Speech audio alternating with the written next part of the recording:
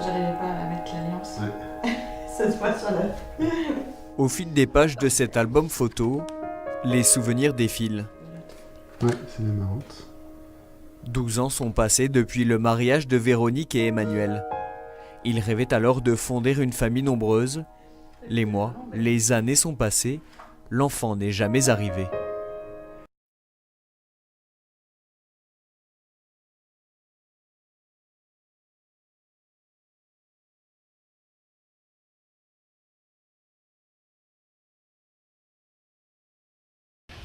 À l'âge d'un an, Sofiane souffre d'une gastro-entérite. Sa maman le conduit à l'hôpital, les examens s'enchaînent et le diagnostic tombe, la myopathie de Duchenne. Une maladie rare avec une espérance de vie courte. Dans un premier temps, je ne les ai pas crus. Je me suis dit, peut-être qu'ils me disent ça. Je l'ai vu qu'il se développait. Il y a peut-être une erreur.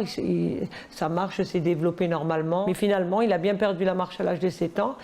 Et c'est quand vraiment que j'ai réalisé, c'est quand il a eu son premier fauteuil roulant électrique. J'ai vite réagi, hein. Je me suis dit, bon ben écoute, si sa vie elle est limitée, on va tout accélérer pour qu'il voie le plus de choses possible. Et leur quotidien s'accélère, des voyages, des rencontres. Nathalie quitte son travail, devient auxiliaire de vie à plein temps pour son fils. Tu veux que je le baisse, l'ordinateur ?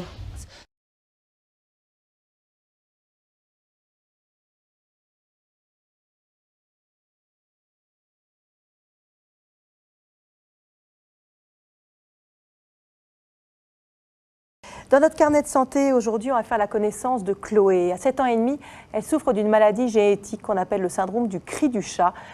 Ça y est, c'est prêt. Cuillère après cuillère, avec Chloé, le petit déjeuner est une leçon de patience. Allez, on mange, parce qu'on va à l'école. C'est toujours un petit peu la course le matin, donc je préfère accélérer en lui donnant, parce que vous voyez, elle se laisse vite disperser. Donc pour vraiment qu'elle se concentre sur le petit déjeuner, c'est important pour moi. Le manque d'autonomie est la principale conséquence de la maladie du cri du chat. Mais Isabelle et Giovanni se saisissent de chaque occasion pour stimuler leur fille.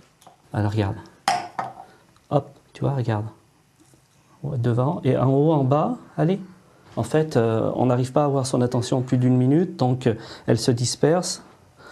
Et on est quand même obligé de l'accompagner et répéter, mais bon, on a l'habitude. C'est plus un problème pour nous. On sait qu'il faut le faire, on le fait. Voilà. Dernière étape de la préparation matinale, l'habillage. Mais sous ses vêtements de grande fille, Chloé doit porter une couche. Elle a des couches dans la journée. Alors il faut savoir en fait qu'on essaye d'acquérir la propreté, donc on lui enlève et systématiquement, toutes les 2 heures à peu près, en fait, on la stimule pour aller aux toilettes. Voilà. Le problème de la propreté est un des nombreux retards liés. Une anomalie détectée quelques heures après sa naissance. Des pleurs aigus, plaintifs, c'est le premier signe de la maladie du cri du chat. C'est vrai que tout de suite, en fait, on s'est dit il y a quelque chose qui ne va pas par rapport à ce cri.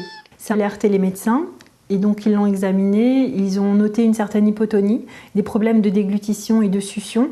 Donc on a tout de suite fait un cariotype parce que le petit cri qu'elle avait faisait référence à une maladie génétique, donc la maladie du cri du chat.